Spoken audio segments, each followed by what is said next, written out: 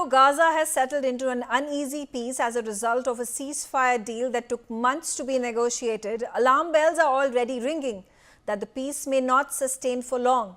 Israeli Prime Minister Benjamin Netanyahu has declared that Israel retains the right to restart the war if phase 2 of the ceasefire deal falls through.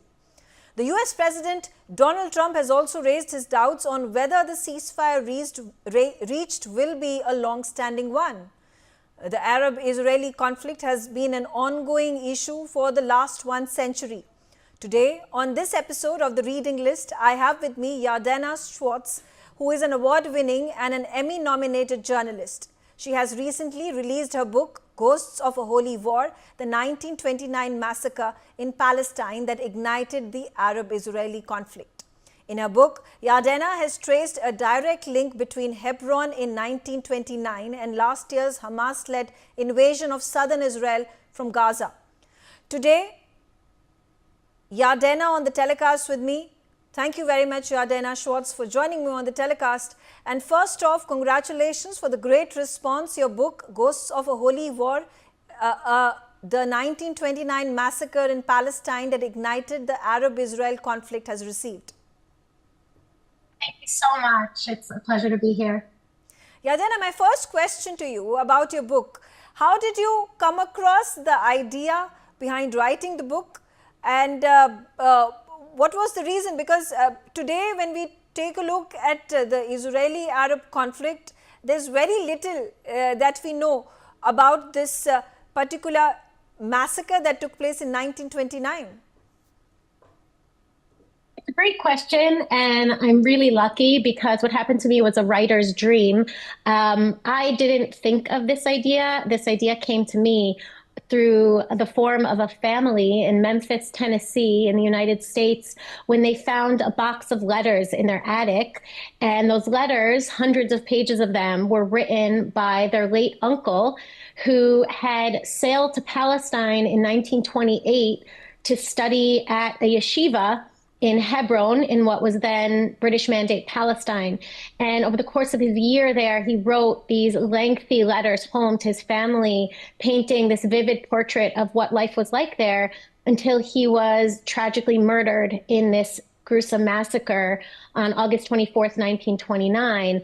And that massacre is very well known to Israelis, but as someone who grew up in the United States, who studied this conflict, I was based in Israel as a freelance journalist for 10 years, and I knew very little about this massacre. And when I read these letters after being introduced to this family, I realized that the causes of this massacre and the aftermath of the massacre really set the stage for this conflict and serve as ground zero of this century-old conflict, and really hold the keys to understanding not only how we got here, but how we can find a way out of these never-ending cycles of violence. Yeah, you were talking about meeting this family, and this was it was this happenstance. You were in Memphis. How were you able to find out those letters and documents and pictures that you have also put out very strategically, very important, and gives like a ready reference for the reader to then sort of even conjure up images of what actually happened to this gentleman back in the day in 1929, because he was part of that massacre and he's lost his life. Yeah, he was just 22 years old when he moved to Palestine, and he was this young Jewish man from Memphis. He had become really interested in his Jewish heritage and his Jewish roots, and this is why he moved to the ancient land of the Israelites, the ancient homeland of the Jewish people, to learn more about his own heritage and also to study the Hebrew Bible. And the way I was introduced to this family, I was living in Tel Aviv at the time, but before I went to Memphis to meet them, I was introduced to them by another author, a wonderful author named Yossi Klein Halevi, who is based in Jerusalem. This family, after spending 10 years going through these letters, organizing them, digitizing them, they realized that they were sitting on this treasure trove of history, and they didn't want it to just sit in Memphis. They wanted the world to know what had happened in 1929, and they contacted Yossi who was already working on future books, so he couldn't take it on. But he asked me that day, the same day that they spoke with him, he asked me if I was interested. And while I had been working as a journalist in Israel, writing for prominent American newspapers and magazines, I had never written a book. And so the first thing I thought was, yes, I would love to do this. It's a dream come true, but how do you write a book? And he proceeded to become my mentor throughout the 5 years I spent writing this book, because though after October 7th, my book really transformed and became very much about the parallels between these two massacres separated by a century. I started working on this book long before October 7th. I began working on this book in 2019. And when I was reading the horrific testimonies of the victims who survived the massacre, or the witnesses who survived by hiding beneath the dead bodies of their friends and neighbors and family members, they were so shocking and so barbaric that I never imagined, even for a second, that anything remotely similar to what happened in 1929 would happen again, certainly not in my lifetime. And so when the attacks of October 7th came to pass, and I was still writing my book, I was, as shocked as everyone else, but it took on a very different meaning, because it really felt like these testimonies from 1929 were coming to life in real time and were being repeated, because the true history of this conflict has been ignored, and the lessons of history have been ignored, and they continue to be ignored. And so one of my goals in writing this book is that people, hopefully in power, who have the capacity to reverse this course of history and learn the lessons of history, will read it and learn those lessons and apply them. Okay. If you could shed more light into your research subject, and particularly why is it that you decided to write a book on this? Yes, you were helped by this family and you found those letters and other documents. But at the same time, I want to particularly focus on the parallels that you've drawn on between the 1929 massacre and the October 7, 2024 attack that took place. Why do you think these two events that happened, tragic moments in history, are interrelated? Well, the parallels between them speak for themselves. Aside from the atrocities themselves, which were really mirror images of what happened. So, on October 7th, women and girls were raped before they were killed. Children were slaughtered. Entire families were butchered. People burnt alive. All of these things happened in 1929. But more than that, the parallels that are really educating and should be educating are the causes of both of these massacres. And what led to the massacre in 1929 was a campaign of incitement, propaganda, and complete disinformation spread by the leader of Palestinian Muslims living under British rule at the time. His name was Haj Amin al-Husseini. He was the Grand Mufti of Jerusalem, essentially the most important Islamic leader in Palestine. And what he did was he spread this rumor starting in 1928 that the Jews of Palestine, the Jewish minority living in Palestine, was planning and actively working to destroy Al-Aqsa Mosque, which is the third holiest site in Islam. It was built in the 7th century atop the ruins of the ancient Jewish temples in Jerusalem. The ancient Jewish temples in Jerusalem are the most important site in Judaism. This is why Jews around the world face the direction of Jerusalem when they pray. And he convinced his people that the Jews were planning to destroy Al-Aqsa Mosque to rebuild their ancient temple. And over the course of a year, he worked to make sure that Palestinian Muslims were convinced that the Jews were their enemy. And one of the reasons why he began that rumor was because he had been dogged for years with accusations of corruption and nepotism and misuse of funds, and he was very unpopular. However, once he began that rumor and it began to take hold, much of that criticism melted away because suddenly the Muslims in Palestine had a much more important enemy to face and to fight. And what led to the outbreak of the riots, of which the massacre in Hebron was just one part. The riots took over all of Palestine for a week in August 1929, killing 133 Jews in a matter of days, but 67 of them were murdered in Hebron, which was really a shock to the Jewish community in Palestine because Hebron was not a place where Zionists live. It was not a place where Jews were building the foundations of a state. They were pious Jews living a quiet existence centered around their study of the Hebrew Bible.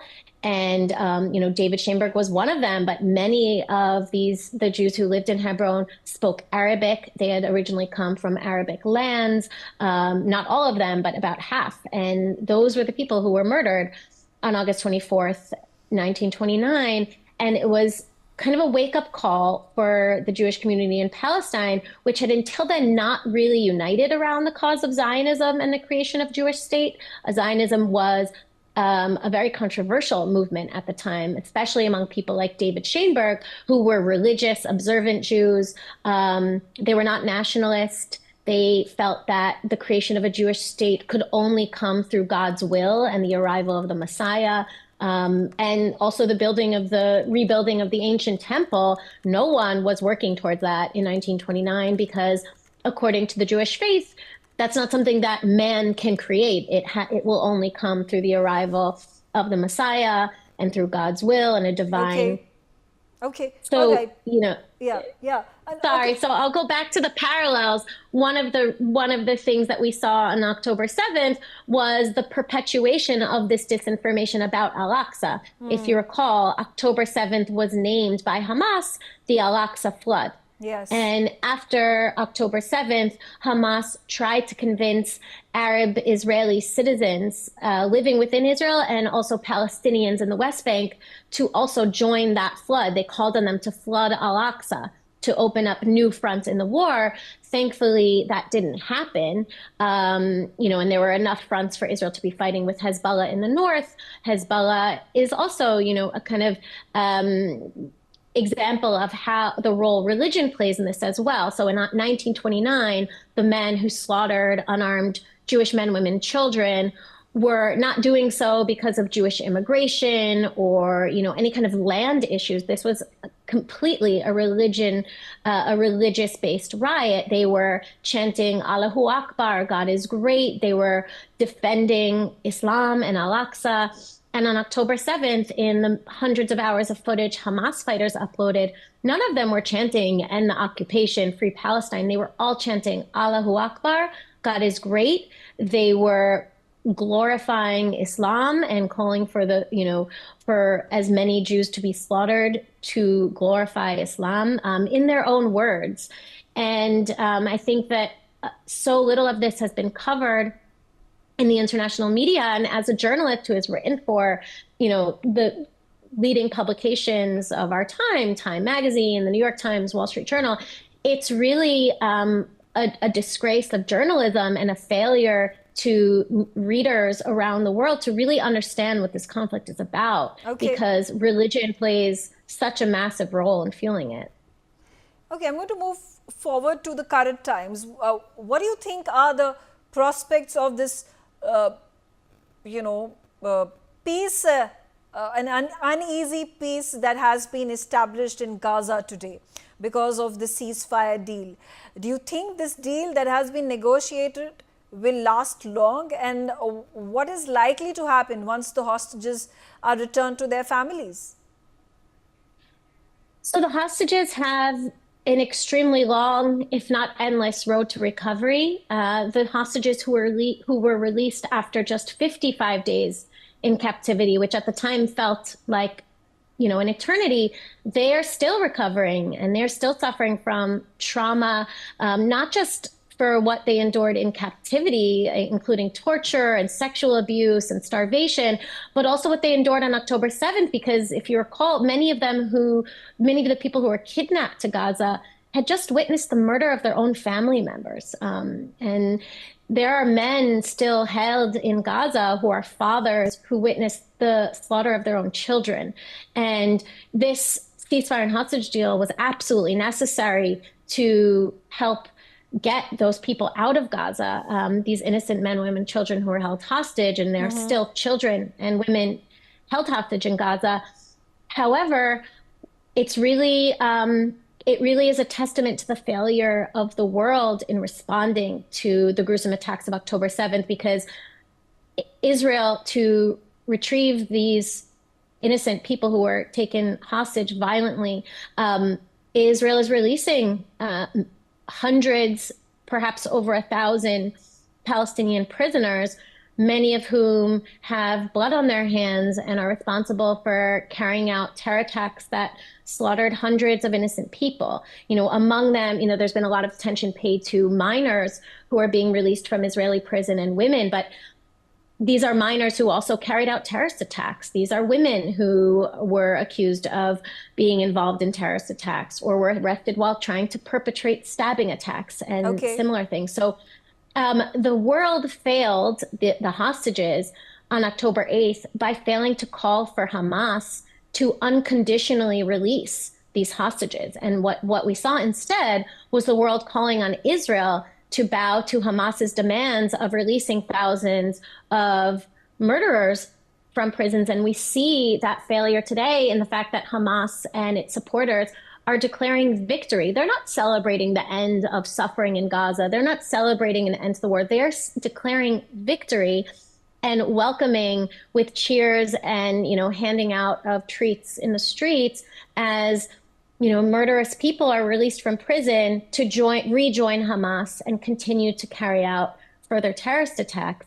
And, so much of the destruction in Gaza, the devastation and the deaths of innocent children in Gaza could have been avoided if the international community had pressured not just Hamas, but Hamas's benefactors in Qatar. The U.S. has a relationship with Qatar. The U.S. should have been pressuring Qatar to put as much pressure as possible on Hamas to release the hostages and bring about an end to the war. Because, a lot of blame has been put on Israel for not ending this war sooner, but Hamas was also refusing to end the war. Hamas had not agreed to any of the ceasefire efforts that had been, that the U.S. and Qatar and Israel had agreed to.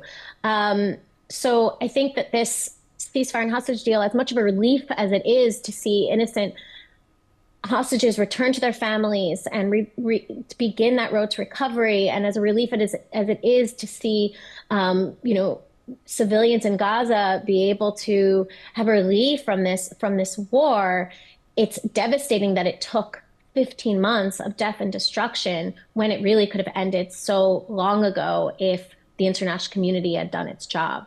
Okay. Why do you think that the United Nations has continued to prolong the Arab-Israeli conflict in the last several decades? So it's really interesting to see the reversal of roles the UN has played in this conflict, because if you look at what led to the creation of the State of Israel in 1948, it was the 1947 UN vote to partition British Mandate Palestine, because from the end of World War I until 1948, the province of Palestine, which had been ruled by the Ottoman Empire until the end of World War I, was then ruled by the British. And the British, by the time that UN vote occurred, the British wanted out of Palestine. They wanted to hand it over to the native population for self-governance. And the British had tried to bring about a two-state solution. And the Jewish population had been on board with that. The leaders of Palestinian Arabs, including the Grand Mufti, who I mentioned earlier, he had rejected that idea. And when the UN voted in 1947 to partition Palestine into an independent Arab state of Palestine and into an independent Jewish state, the Jewish leaders of Palestine embraced that wholeheartedly. And the Grand Mufti of Jerusalem, Haj Amina Husseini, along with every other Arab leader of surrounding Arab states, rejected that plan and declared jihad, which began the war that ended with Israel's shocking victory in 1948. And, this is what Palestinians call the Nakba, the catastrophe that led to 700,000 Palestinian Arabs becoming refugees. And that Nakba could have been avoided and we could have had an independent Palestinian state, a free Palestine. Since 1947 or 1948, had these Arab leaders accepted the two-state solution then. And it's really a tragedy to think of how many lives have been lost in the process since, because every two-state solution has been rejected since then. So one of the ways we see the UN has changed since 1947 is that today the UN carries out a perpetuation of this refugee crisis that began in 1947 by creating this agency, UNRWA, which is the only UN agency for refugees that serves a specific refugee population. All the refugees of the world are treated by the UNHCR, which takes care of some 60 million refugees around the world, while UNRWA only takes care of Palestinian refugees, and Palestinian refugees are the only refugees in the world that inherit refugee status, as if that's a status you would want to inherit. And so we see that almost all of the refugees, Palestinian refugees living today, were not actually those who lost their homes in that war that Arab leaders initiated in 1947. They're the children, grandchildren, great-grandchildren, great-great-grandchildren. Yeah. And they are living in these squalid conditions, these horrendous conditions. And in many of the Arab states where they're now living, they don't have citizenship. They don't have access to the same jobs that citizens in those states have, like, for instance, in Jordan and Syria and Lebanon, where many Palestinian refugees ended up, and of course in Gaza, which was ruled by Egypt. And, you know, this concept of refusing to grant them citizenship and rights prolongs their suffering. And it helps Arab leaders distract their own people, just like the Grand Mufti did, distract their own people from their failings. And it prolongs the conflict because UNRWA, in their education system, which is called an education for peace, is anything but. I've done investigations about this. One of them was published in Foreign Policy magazine about UNRWA's curriculum, which is, and this isn't hyperbole, this isn't exaggeration, their textbooks are teaching children that the way to bring glory to the Palestinian people is to become martyrs, to become terrorists. And the Palestinian Authority actually has a fund called the Martyrs Fund. Instead of a welfare fund, what they do is they reward the families of terrorists, people who are either killed while carrying out terrorist attacks or people who are imprisoned after or during their terrorist attacks. And so, you know, this conflict persists because of all of these policies that continue to just encourage terrorism and reward terrorism rather than prevent it.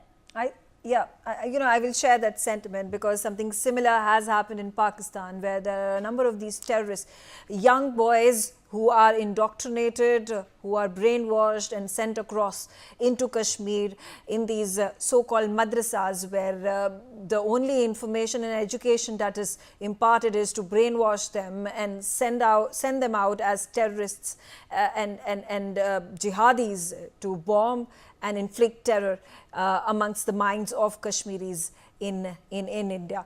But thank you, Yardena Schwartz, for joining me on Newsx. Again, my felicitations to you for the response that you've gotten for your book, The Ghosts of a Holy War. And I hope that we can have more such conversations, even as we try to find a lasting solution to the Gaza conflict that has gone on for far too long now. Thank you. Amen. I agree. From the banks of the holy Ganga, where millions gather